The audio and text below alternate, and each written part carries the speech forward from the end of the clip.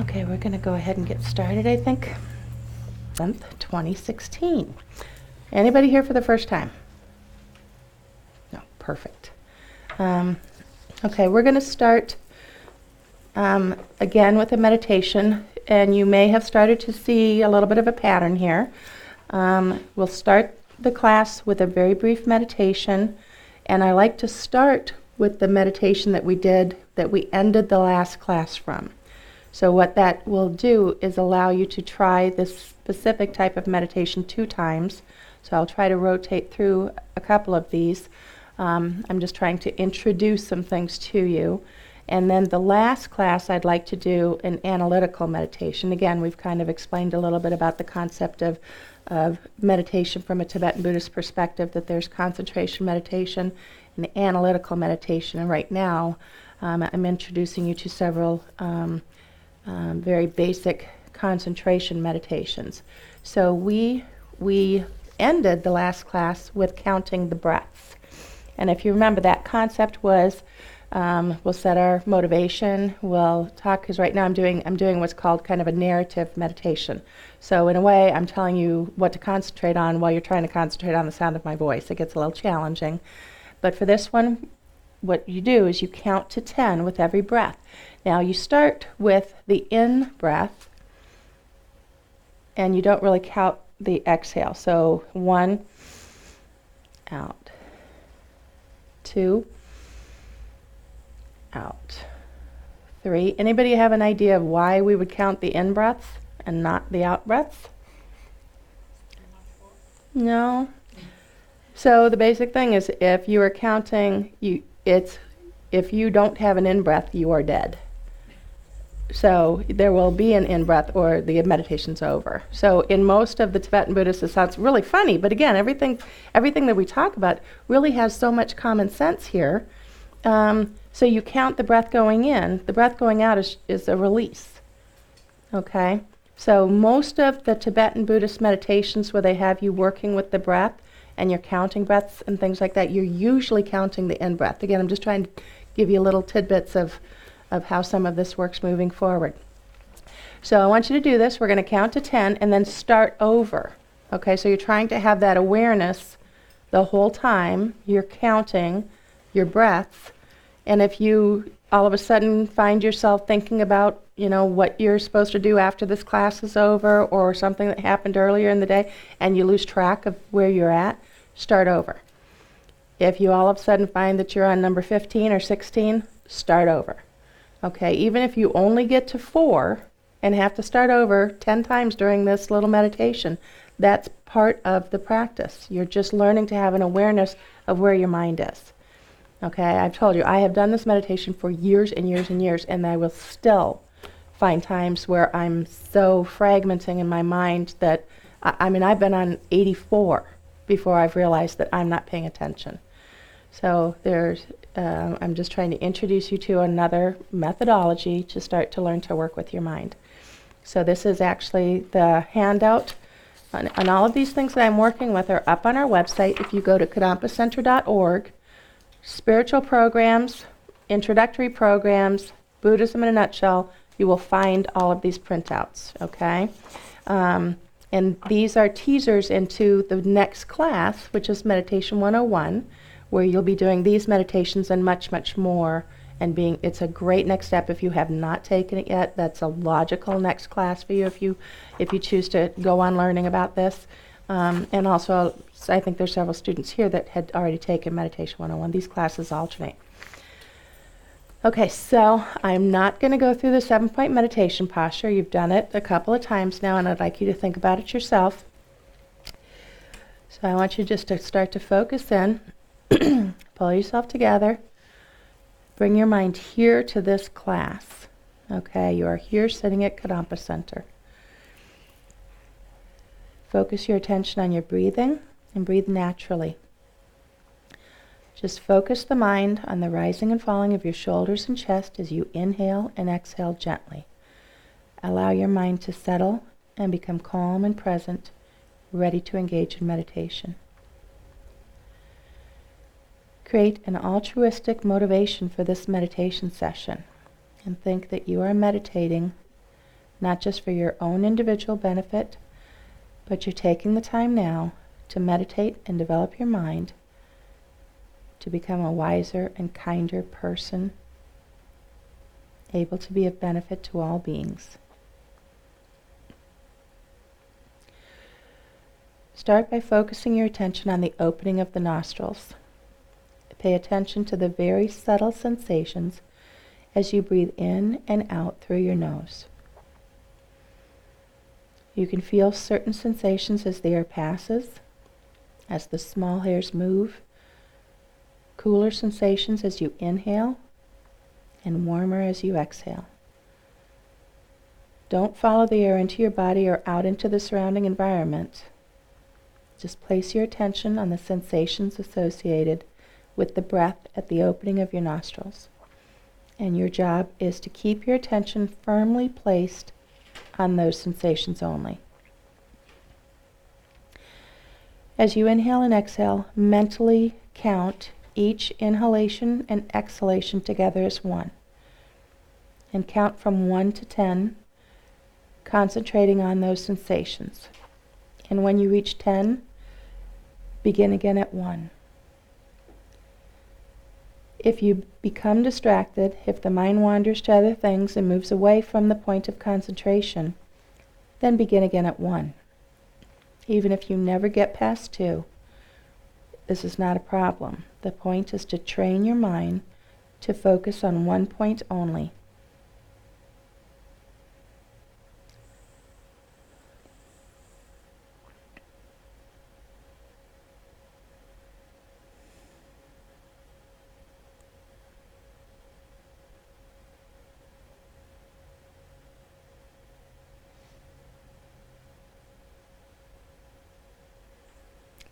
Keep counting. I'm going to time this for 2 minutes so that you can let go of the concept of time and just focus on counting your breath.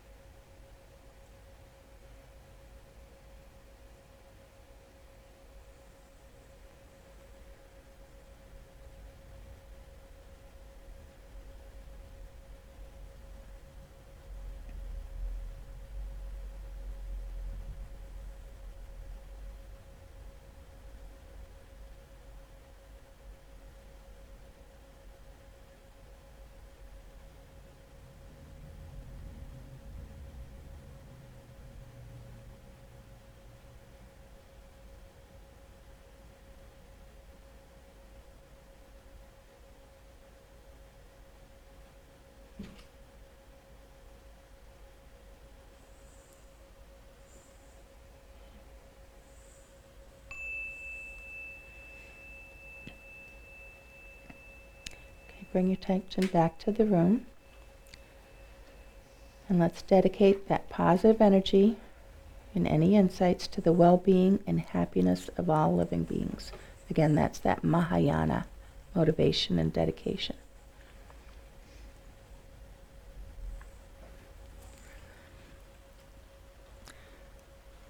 Now, Out of curiosity, how many people in this room, I know I've asked this before, I need to ask it again, how many people actually have an everyday meditation practice? There's a couple of people do. And how many people in this room have never meditated before this class? Okay, but you've all tried meditation before.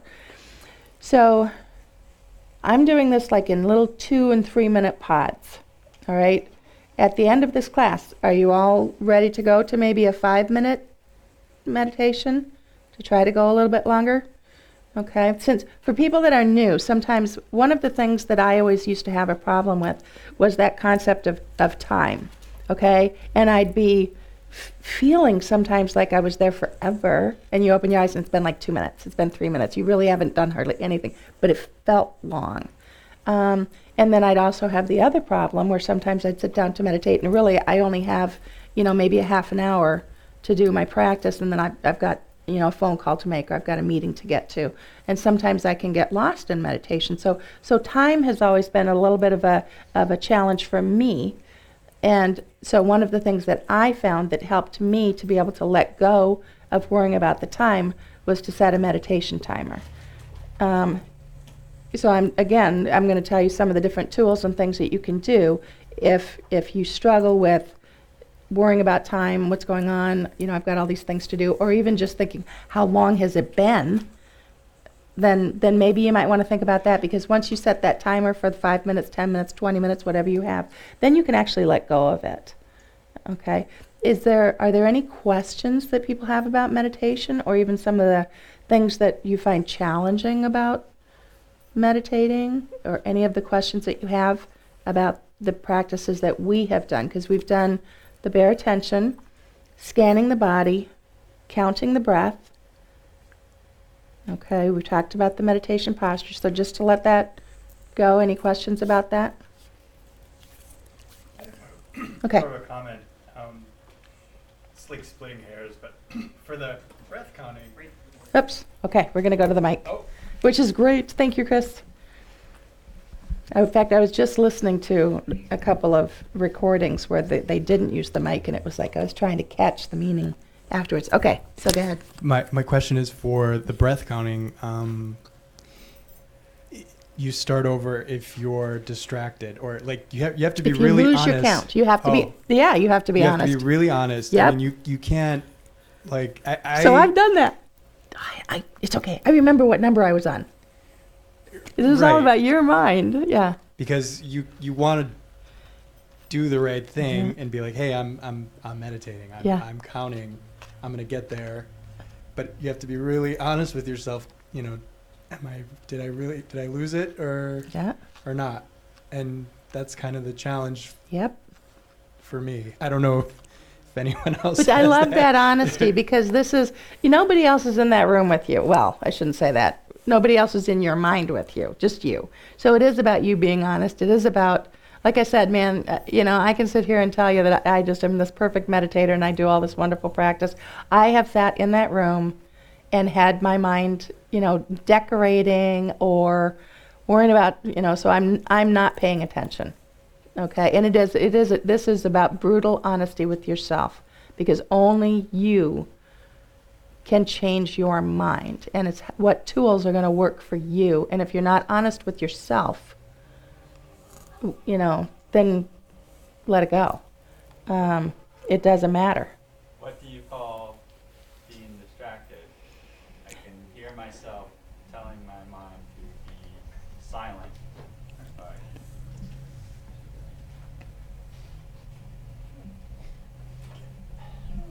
So I was saying, what do you call being distracted? I can hear my mind telling myself to be silent, and then I can hear thoughts starting to creep in from the outside, and I start to say, no, go away. But you're saying no, not go. So you're not caught. Yeah. Okay, so you don't catch them and go with them. Oh, that's right, I've got to get gas before I go to meet. You just let the thought just pass through your mind. You just don't. It's like a cloud going through. In fact, it's okay if it goes through. As long as it goes through and you don't catch it and go with it. If you're all of a sudden there and you have to bring it back, start over. For this particular one, and some of this, okay, it's There isn't rules. We're doing it's from a Tibetan Buddhist perspective. You can't sit here and think nothing. Don't think of the pink elephant, boom, there it is. So, but the trick is to just try to let it just pass and stay with the breathing. Just, you're aware of these thoughts, just let them pass. That's the meditation that we'll do at the end of this class. It's called Mind Like the Sky. And it lets you just think of those thoughts like clouds. Okay? So that's very good. These are great questions, great awarenesses. Anybody else? Just a comment. I like comments too. Comments are good. What my nephew shared with me, he had done some practice, and it made it more easier for me. Is he said, "Don't worry about keeping the thoughts away, but when you do drift, it's all about how quickly you can come back." Yeah. And that helped me a lot in the beginning, because I would drift, and I'd get, oh my God, I'm drifting. But he said, no, come back as quickly as you can, and that's the test.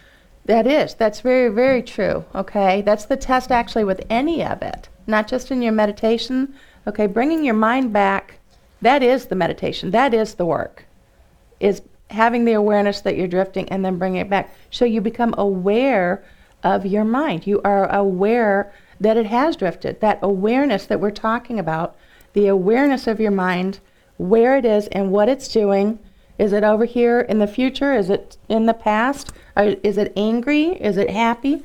The awareness of your mind is the entire practice. That is what Tibetan Buddhism is all about, the awareness of your mind. Okay, so it's not only meditation, and it's not feeling guilty and bad about it. It's like, oh, bring it back, okay? But it's having the awareness, all right? And part of it is, it's the stoplight, having the awareness. What is your mind doing? So awareness, that is what it's all about, and not just doing the best you can with it. But if you're not aware of it, Chris has it. Yeah, I help out in prison, helping guys meditate, and the guy I do that with, he said something one day that meant a lot to me. He goes, the point is not to become a good meditator, which sounds kind of counterintuitive. The point is trying to become a good meditator. Once you get there, it's all over with. But getting there is the practice. Yeah. Yeah. Okay, that all makes sense. Okay, so I have markers that work today. I pulled them from home. I'm going to back up on two things just because I had the questions. So I'm going to talk slower so that we can get them. These are very basic. Okay, the names. Geshe, Gelik, Chota. Geshe is our resident teacher here. His name is Gelik Chota. Geshe is a title, okay? He has done, it's like doctor, okay? You would call him Dr. Chota type of thing. Geshe.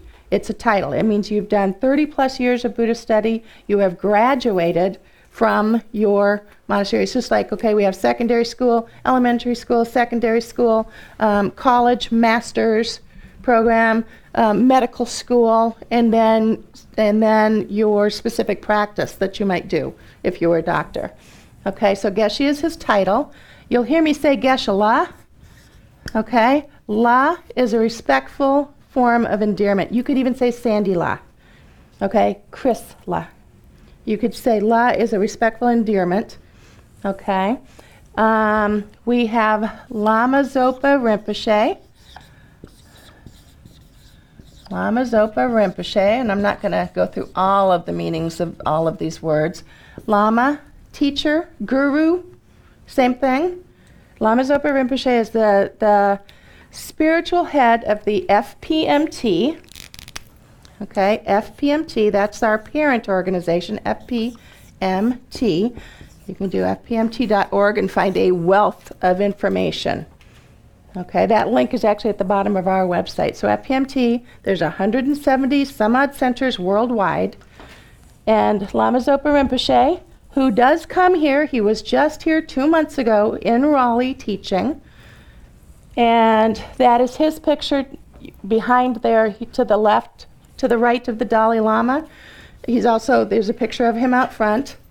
Okay, and Lama Yeshe,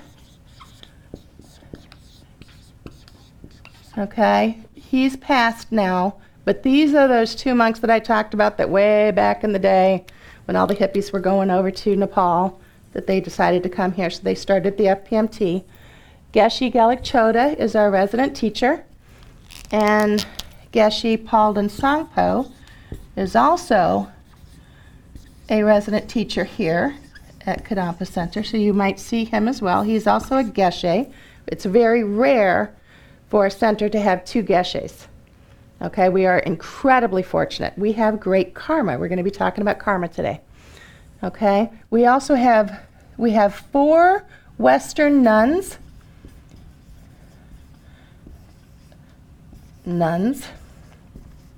Okay, 4 Western nuns here.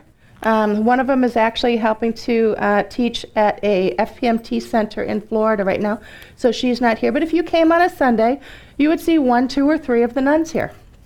Okay, and one of the things that we love about that is that it is helpful, even though Geshe Gelik speaks fluent English. Geshe Sangpo's English is better than he will admit, but the nuns have, since they have been studying, many times they're able to explain concepts that our monks are not even, aware of. Okay, a good way to say it is we've got a huge family program here, so we've got lots of families and lots of kids. And sometimes one of the parents will talk to Geshe about, oh, I get so frustrated, my kids are playing all of these, Nintendo games or PlayStation games, and, there's so much violence in there. He doesn't even know what that is.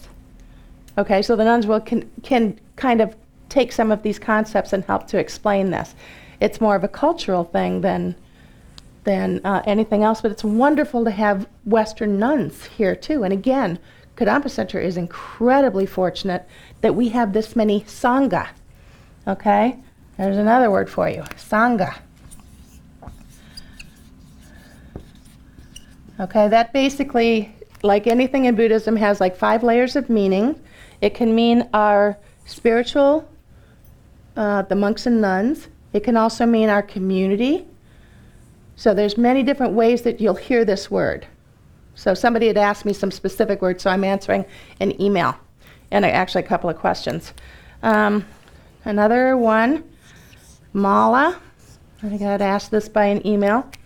Okay, mala is prayer beads. Okay, this is my mala. Okay, it's prayer beads. There's nothing holy about this. It is just similar to a rosary. It's a counter. This is a counter. Okay, and I use it for counting my prayers. There's 108 beads on here from again, I practice in Tibetan Buddhism, so there's 108. Many meanings for why 108. I told you, Tibetan Buddhists especially love lists, love numbers. And I could probably give you 5 definitions of why there's 108. The one that I particularly like is because I'm going to muck up, so it gives me 8 mistakes that I can do it. So if I don't, so this is just a counter. It helps me to count my prayers. It's a rosary. Okay, I have it with me all the time. The mala it's a mind protector, so you can use it many different ways. Okay, I hope that answers the questions. I'm just trying to cover some of the things that people were asking me over the week. And if you have any others, go ahead and throw them out. Everything's open. But otherwise, I'm gonna start moving. Yes, ma'am. I have no clue where the mic is.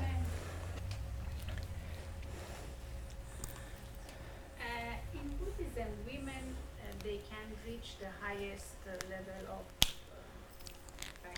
to become Lama. Yes. So that actually recently changed. So remember I talked about lineage being so important, that we can actually track these teachings. Geshe Gelik can tell you who his teacher is, can tell you who his teacher's teacher is, can track this lineage all the way back to the Buddha. Okay, they have this lineage of how this has worked, this oral tradition. When you go and you watch any of these high teachers, they will start their teaching with what their lineage is, to show you where you've come. I started that when you guys came here. I gave you my background, right? The lineage for the female was broken a long time ago, okay? The Dalai Lama and several of the high leaders reestablished that line very recently, and we actually had a female geshe here last year teaching. Okay, so that's another thing that I love about the Tibetan Buddhist. This is just in Tibetan? It's kind of a little bit open, so I can't speak to a lot of the other lineages because I don't know them as well. I think that I'm pretty sure it is all right in a couple of the others because one of the other, the Karmapa, who's Kagyu, thank you. He was part of that discussion. So again, I'm just not going to speak to, but it is, and they just reestablished that. And we had Geshe Wangmo here, I believe was her name, and she's a female Geshe. She's from, don't quote me, might be Australia, might be Germany, something like that. But she was here. Very cool. Yeah, that's two ends. I could just hear her accent, and I was trying to remember it. But yeah, so it's reestablished. So yeah, that's pretty. I think that's awesomely cool, personally. So, any other questions for this? Because we're going to start getting into some deeper concepts tonight. Okay, and so I'd like to kind of, if we're good to go, let's start rolling on some of this stuff. Okay, let's see. We've got all the history. We remember all this. And again, I'm going to run through this because we've already done it, unless you guys stop me. Okay? Already done the teaching. We've already done this. We already talked about the Four Noble Truths. We're going to be coming back to this time and again. Stop me if you need to. Okay, so everything is about the mind, developing positive states of mind, that leads to happiness, removing negative states of mind, that causes suffering, and that is the actual definition of enlightenment. Okay, the Four Noble Truths are the truth of suffering, admitting that you're sick, having the awareness, okay. Second Noble Truth, the truth of the cause of suffering, that's the diagnosis. Third Noble Truth, truth of the cessation, what is the treatment, what is the medicine? And then the truth of the path, what do you actually have to take the medicine, or it's not going to do any good sitting on that counter. All right, so that's the path. States of mind, positive, negative, and the definition of the mind, okay? Non-physical, we're going to start getting into this again. Non-physical, it is not the brain. It's clear, okay? It's like a clear sky, clear lake, or that mirror. It's aware, and it has basically what we talk about is 6 senses: sight, sound, smell, touch, taste, and then that mental awareness, okay? We don't really talk about that in the Western world, but think about it, because you all remember the 5 senses. Just remember Buddhism, 6, and then remember mental awareness. Its function is to know. And there's no beginning. It's continually changing. And we have the ability and the power to change our minds. That's what Buddhism is all about. We have the ability to change our minds. That is, in essence, the biggest concept, the most fundamental concept in Buddhism, is that we have the ability to change it. And by changing it, we therefore have the ability to create our own happiness. So, because we create the causes. Virtuous states of mind and getting rid of the negative states of mind. How do we do that? We look at our mind. We study and we practice. What do we study? The Lam Rim. Again, I'm going to bring all this around because we talked about this a little bit and we'll go into it in more detail. Okay, from a Tibetan Buddhist aspect, we study the Lam Rim, and that's basically the original Buddhism for Dummies. It is an organization. It is like they pull together all of the teachings, all of the 84,000 teachings of the Buddha into a full lesson plan, I guess is maybe the best way to really give that. So they organized it. And it is a step-by-step graduated path. It is very simple, okay? It really is very simple. It's not Buddhism 101 in a nutshell. So we're going to kind of skate over some of these things. Suffering, we talked about this. Suffering, having you talk about suffering from a different concept, not just our basic ouch, that hurts suffering. Use the word dukkha. And we have 3, again, Buddhism, especially Tibetan, is all about lists. The suffering of pain, the suffering of change, and that pervasive compounded suffering. I'm really skating through this because I want to get to some things. Stop me if you need to. Okay, we went through these things already. All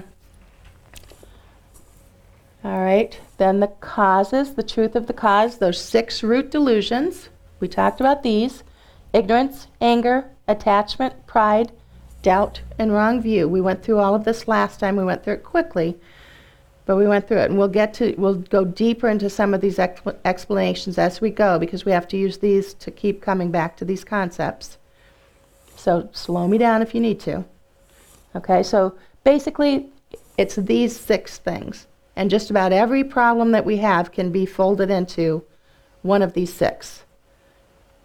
All right, and I used anger as a specific one that we all think that we're, I used to think this one never made sense to me. I don't have to study that because I'm not an angry person.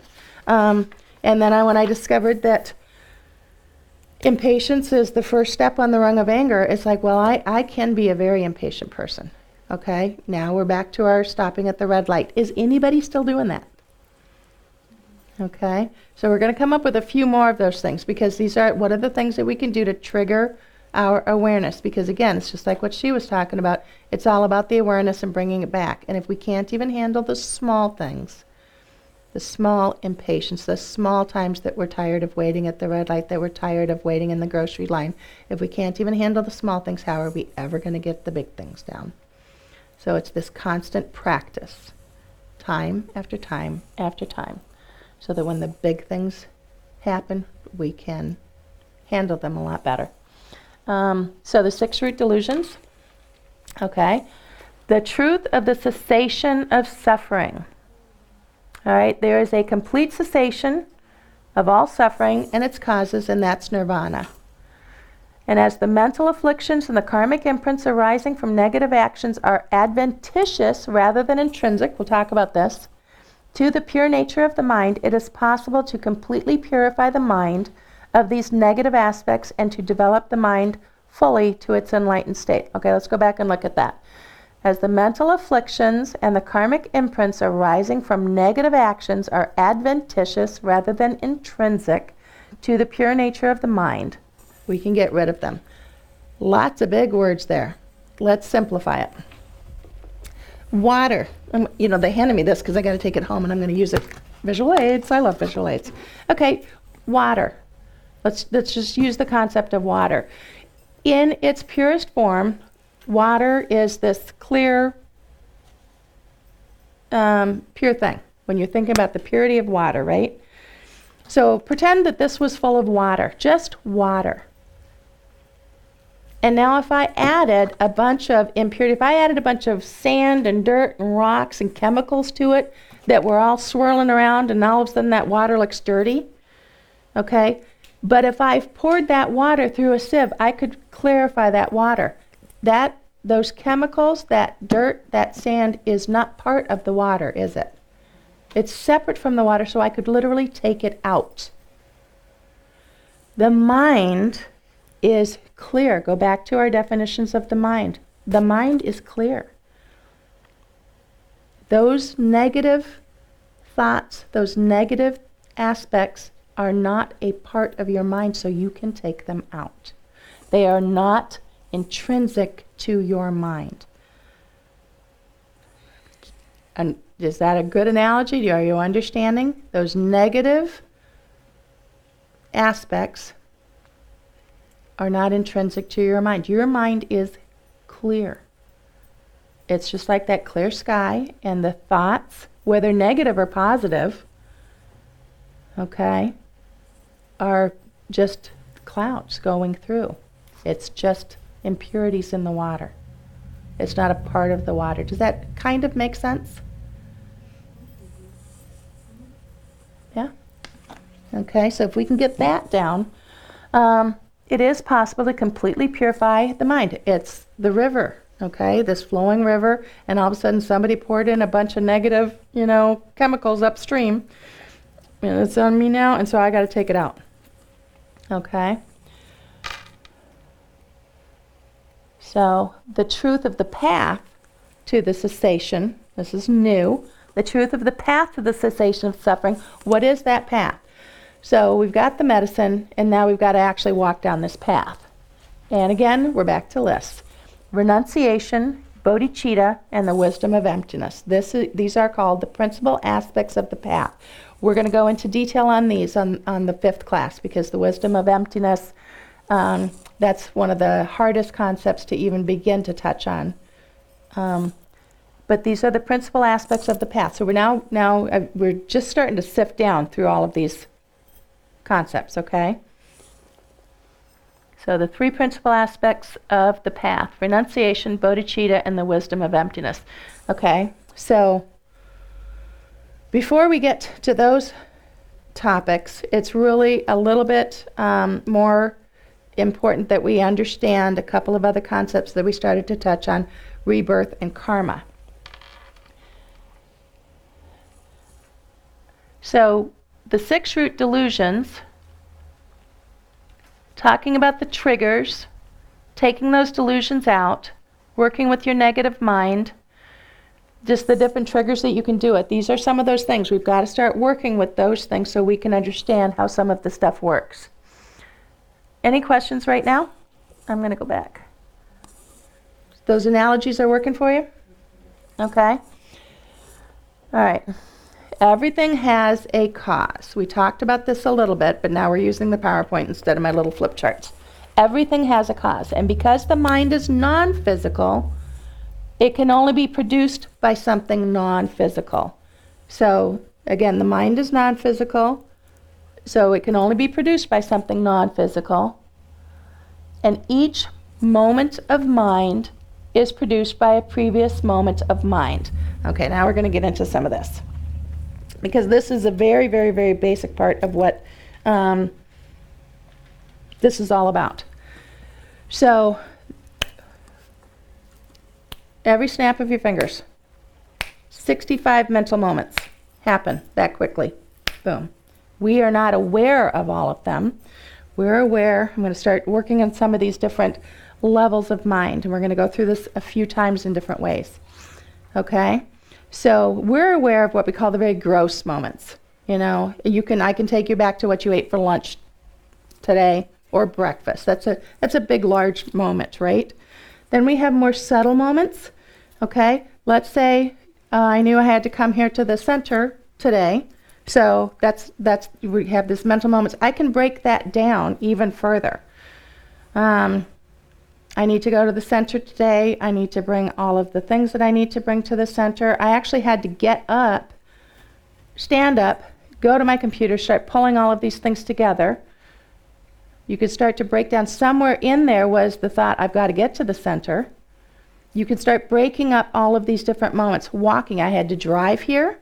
So all of these moments I had to do to get here, I had to literally get out of my car and walk here. So getting out of my car to walk here, I had to tell my body to get out of the car. We don't think about this though, do we? I'm going to walk in right now, I'm going to turn on the lights, I'm going to do all of these little moments that are going on. And much of this happens so quickly we're just not even aware of it. Okay, so that's I'm really trying to crunch some huge concepts here. If you could break down every single thing in your mind, literally it would be like 65 mind moments for every split second. We're aware of the gross ones. We might, if we really, really think about it, become more aware of the subtle mind moments. Okay, really deep meditators are able to really break down and really see that part of their mind, the subtle. We really don't. Okay, but once you really practice meditation, you get to what's kind of, I'll give you some more terms, Shine, calm abiding meditation. Once you're really good, some of these really deep meditators can see those subtle mind moments. Okay? And then there's the most subtle, and I've got some slides coming up for this. So the most subtle is that tiny little layer, and that is where that pure mind is. And that most subtle mind is what gets reborn. Okay? So we're going to kind of touch on a little bit the fact of this concept is really how we differentiate what the Christians would call the soul. Okay? We don't have that concept of this Sandy is going to be reborn, but even though it's, that's a guy next time, it's really Sandy in there. That's not the way this works. Because Sandy, this intrinsic I that really doesn't exist, okay, and that is actually, when you think about it, this is one of the things that makes this, for me, such a beautiful and empowering practice, because Sandy is not perfect. Okay, I've got a lot of faults that I'm trying to work on. So the fact that I have the ability, another analogy would be, so we have this think of the environmental message. We want to take care of the earth for our children. Okay, we want to take care of the earth for the people that are coming behind us. I am taking care of this mind for the one that's going to come next. The fact that whoever was before me did such a beautiful job that they gave me this beautiful human rebirth. They gave me this birth here in the United States where I have the ability to practice. They gave me the opportunity. So see what I'm saying? We're going to set this up. These are hard concepts, so just go with me. We're going to be talking about this mind moments. Yes? Mike.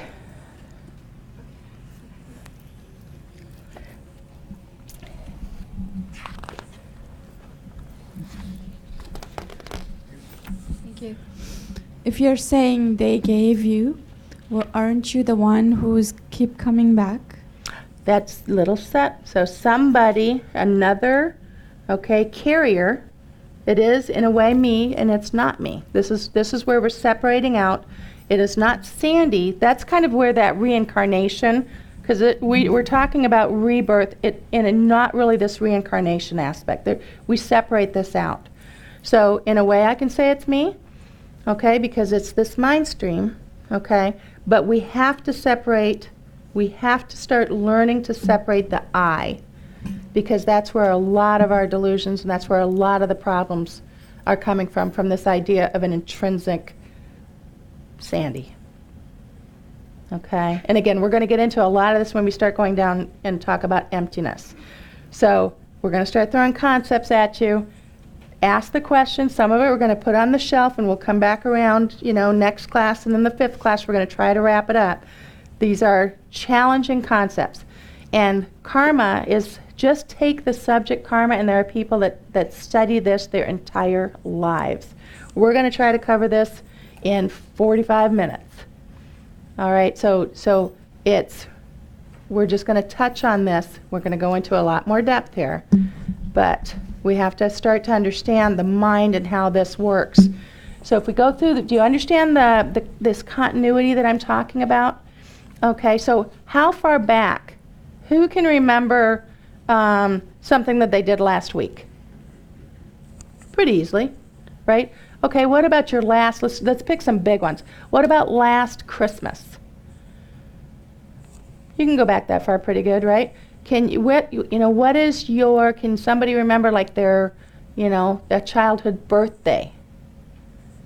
Okay, some favorite present that you got that has kind of stuck in your head. Okay, so what about the first day of school? If anybody can remember their first day of school. So it starts to get a little fuzzy now, but it's possible, right? If you really thought about it, there's you can be hypnotized, or you can go through meditations that will take you back. So it's trying to go back and think, if everything is a previous moment of mind, and you could remember, I could sit here and walk you through your first day of school. What about the first time, you walked? What about the first time you crawled or you rolled over? These are all moments of mind. Okay, so I could literally walk you back through all of these events, because you remember the event. What we're saying in Buddhism is that those mind moments will go all the way back into the womb and back before.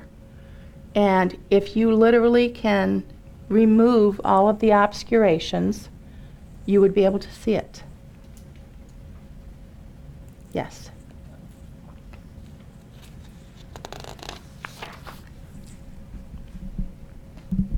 I'm not sure if I'm confusing the metaphors or not, but are all these moments still part of like the grains of sand in your pure water? In the earlier analogy, is that still No, the same bucket of water? because or- now you're taking just the negative moments. And we're saying if you take the grains of sand that are in that water are the impurities. Okay, so my analogy was not that the grains of sand are mind moments. Sure. Okay. Does that make sense? To me, the grains of sand, the way I was using it in the analogy, were impurities that were in your mind, these negatives. So if you could take all of the grains of sand out, now you're going to have good memories and bad memories? Yes. Okay? But I'm not talking about getting rid of memories. I'm talking about getting rid of anger. The moment, the anger that was from that moment is not the moment. It's what was going on. It's how your mind was at that moment. So your anger, your ignorance, your frustration, your impatience, those are more adjectives to the moment. Does that make sense? Did I help with that? Yeah, I think I was just mixing up the metaphors. I'm very good at mixing things up in my speech, so that always ask, because I can do that. So we talked about the 65 mind moments in every snap of the fingers. Okay. We talked about following your memories back so you can kind of understand that stream of thought. All right. And breaking down those moments. So with the mind moments, there's 3 levels: gross, subtle, and most subtle. We're aware of the gross. We're aware of the gross moments. Okay. Just sitting in here and doing this. Okay. The subtle moments, we can get there. If you actually sit down and think about it, you can start to become more and more aware, and going deeper and deeper in those thoughts. The more you meditate and the more you look inside, and the more you start to do some of the analytical meditation, you will start to see it. Okay, so it's all about the awareness. I'm going to go back because that was a beautiful description that you had. It's having the awareness and bringing it back.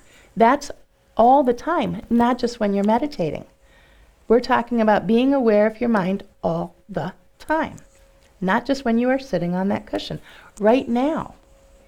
Okay, so right now, how are you? What is your mind right now? Okay, you don't have to answer me, just think for yourself. All right, are you engaged? Are you thinking are you present? Okay, are you frustrated because the room is cold? How many mind moments are happening right now? Are you frustrated or sad about something that happened earlier? There's actually meditations. I mean, we can even do one where you just sit and you think and you just watch your mind, and then when you're thinking about something in the future, you put your hand up. When you're thinking about something in the past, you put this hand up. Because your mind is doing something. Where are you? Or are you here? So are you suggesting we should always be in the present? No, it's you try to be present, but it's not like we don't plan for the future and all of those kind of things. But even in your planning, can you do it as presently as possible? Work on that one. Interesting. Because we live in this world. Okay, we live in this world. We have to function in this world. But yeah, you try to be as present as possible. We talk about multitasking. All right, and I'm the queen of multitasking. And it's actually not possible. It's physically not possible to have your mind doing several things. That's what we're talking about in Buddhism. That's physically not possible. Your mind is so fast, it can bounce back and forth. Okay? But that's, welcome to the swirl of you're so busy swirling, you're not really getting your task done or what you're trying to get done. So some people can, and then you know how you wake up at 2 o'clock in the morning because all of a sudden you remembered what you were trying to, something you forgot, or what that movie was, or what the actor was, and boom, because your mind is always working. So even though you're not aware that it's doing it, it's always doing something. Okay, so it's the awareness. It's having the opportunity to practice, and trying to say that without sarcasm. Okay, so again, I'm going to bring it back to you. It's the opportunity to bring all of these things into your everyday life, not just when you're sitting on the cushion. Okay, so we did the red light thing only. So there's only a few doing that one. So we'll talk maybe about some other ones that we can do.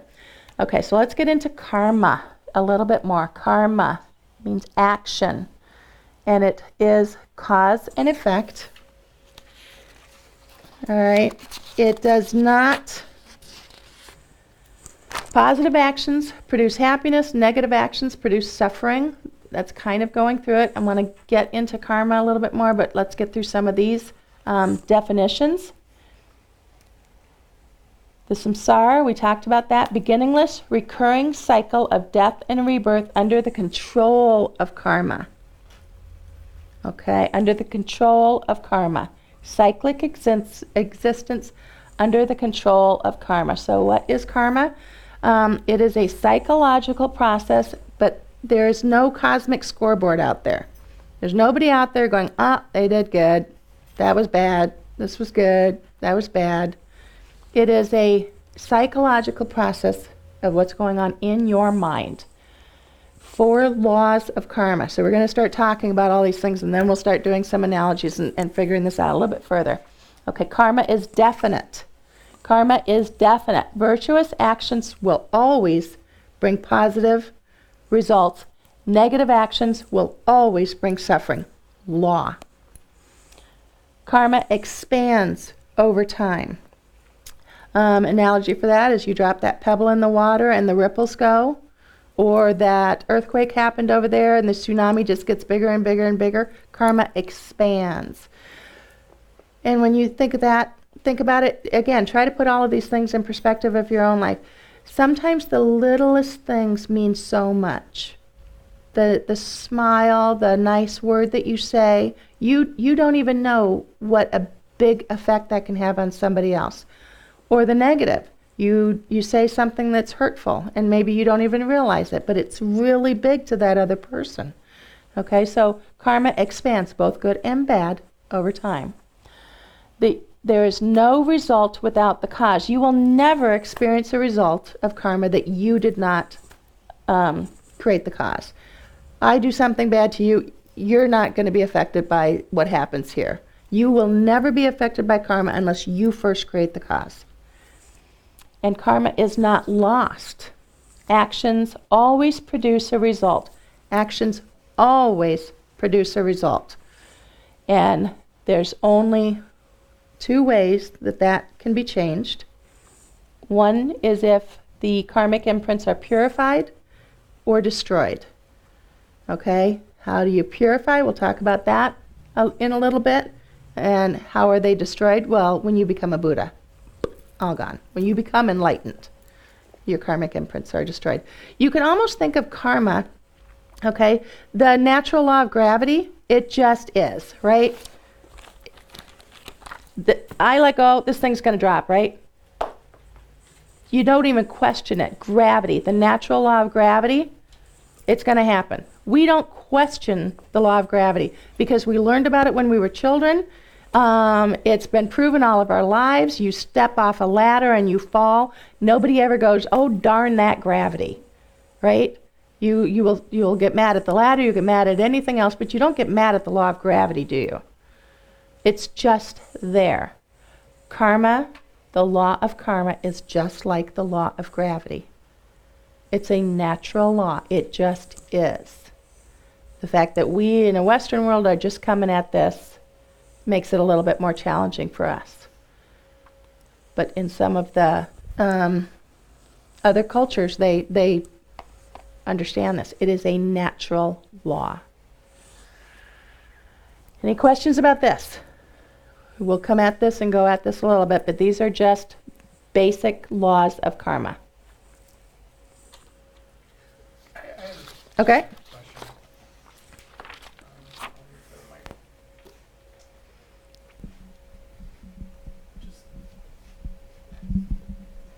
Just a question about karma. Like, if you're talking about actions and you're talking about actions committed by the I, like, or what are you talking about? Like, are you We'll talking? get into that. Those are good questions because I've got stuff coming up. I'm Okay. talking about actions. Any actions that your body, speech, or mind. We're going to get into some of what those specific actions are. But karma is action. Something is done. Something happens. Okay.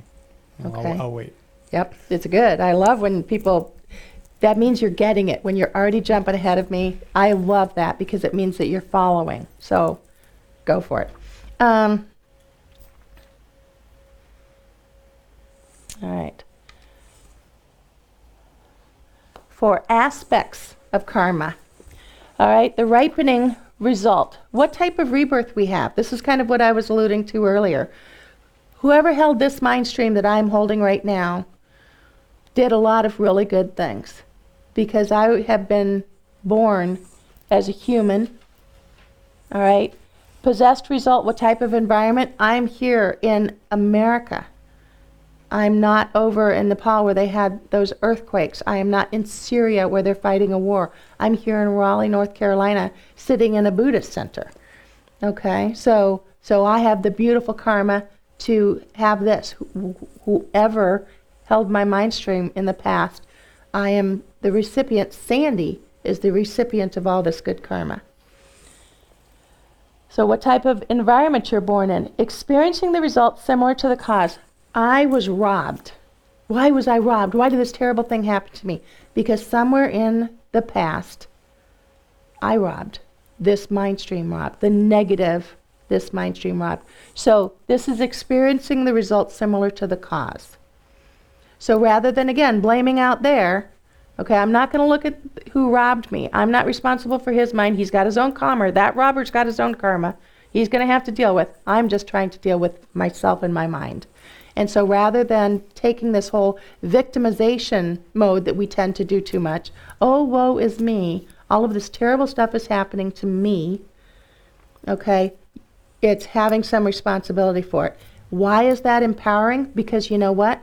Because I have the ability now to change it so that the future holder of this mind does not have to go through this again. How I react to this is what defines the future karma. Okay? Creating the results similar to the cause. I steal now because I stole before. Habit energy. We all have habit energy. All right? What we do and how we act and how we react to things is all habit energy. To be an angry person. You can say, I'm an angry person. You know what? You're choosing to be an angry person because you have control. It's not easy, but it's habit. It's easy. Habit is easy, isn't it? To do habitual things, even the good habits. It's easier because you've practiced them. Well, what if we only practice the good stuff? And what if we become aware of the bad stuff and try to take it out? This is that everyday, not just on the mat when you're sitting there. This is the everyday stuff. Is it making a little sense? Do you have a question? Okay, I love questions. Very confusing for me I know. because you say that if I get robbed because in the past I was stealing from somebody. So how about children or animals that they don't have this action, but a lot of bad things can happen to them? Okay. So Why they let's, did in the past something bad too that in this. yeah, because now, so what we're going to be really careful here so we don't get into what I call judgmental. Okay? So again, that child, that animal, they have this stream of consciousness too. So they were born into that, being that animal because of their past karma. Okay? And So you have to, that's a good way to put this, so to all beings. So start by practicing that bare attention meditation, just the breathing. And when you gain a deeper level of concentration, when you've kind of come into center and focus, slightly loosen your concentration and emphasize the element of mindfulness in your meditation a little bit more strongly. Allow your mind to be attentive and observant of whatever comes to notice, regardless of what that is. Don't identify with the mental elements that are arising. Simply observe them like a tourist. Allow them to arise as you observe them and pass away without getting involved. Just be aware. Allow your mind to expand, to encompass your entire sphere of experience of consciousness. Try to forget that there's an observer and something being observed. Simply imagine your experience, your consciousness as being like the sky. Completely clear, vast, spacious, without end. And concentrate on this experience. Identify with this experience. Clarity, spaciousness, and awareness. Our minds are completely clear, just as the sky is completely clear. The light of the sun shines down on us through the clear sky. Our awareness and wisdom shines down through the clarity of our minds. Sometimes clouds fill the sky and obscure the sunshine, but the sky doesn't get upset. The sky doesn't identify with the clouds. The sky doesn't judge. The clouds just pass through the spaciousness of the sky. They come and they go. The clarity and spaciousness of the sky isn't compromised by the clouds. They just arise and pass. Our minds are clear and aware, spacious like the sky.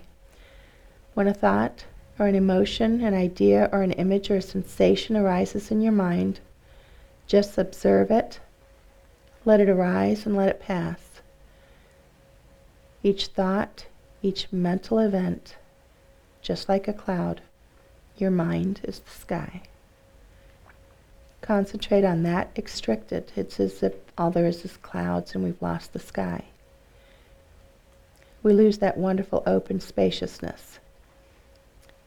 But when we can simply observe these thoughts and feelings arising without getting involved, when we can identify with the sky instead of with the clouds, then you can reside in that spacious purity of our basic clarity of mind. Calm, clear, peaceful, open spaciousness. Without agitation, without delusions, without anxiety and distress, without dissatisfaction, attachments, and aversions. So just think of your mind like the sky, and any thoughts or emotions are the clouds.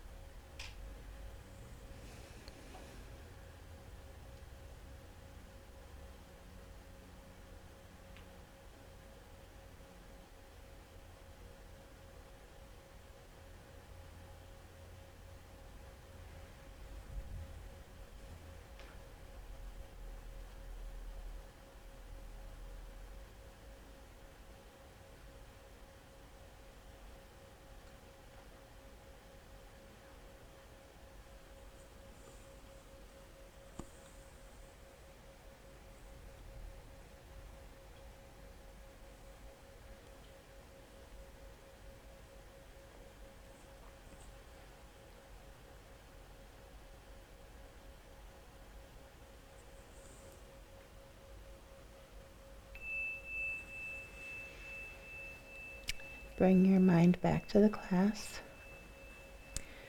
And we're going to dedicate all the positive energy that you created through this practice of mindful meditation and through coming to this class. Okay, dedicate all of the effort that you made to come here tonight, all of the effort that you made to listen to me tonight, all of the effort that you made to wrap your mind around some of these concepts. Dedicate that effort to becoming a better and better person, more at peace in life, who can bring more peace and well-being to others in every moment of every day. Again, these are some big concepts, but if we can just at least start to think that way, you might start to be more that way. Okay. Big concepts. We'll keep going through this stuff. We're going to get into renunciation, bodhicitta, the wisdom of emptiness. And we'll talk about the 3 scopes. So we're going to get into some of the larger concepts, and we will come back with karma because all this stuff is interdependent now. And again, my email, because some of you have actually emailed me some questions, sandy@blueyonder.tv. All of the handouts that I'm working from are from the website. You can find them there. And again, if any of this is of benefit to you, we appreciate any of the generosity because we completely function off of the donations that our members and visitors make. That's how we're able to offer these classes for free.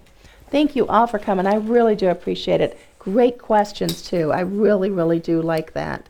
Even the comments, great comments. So, thank you so much.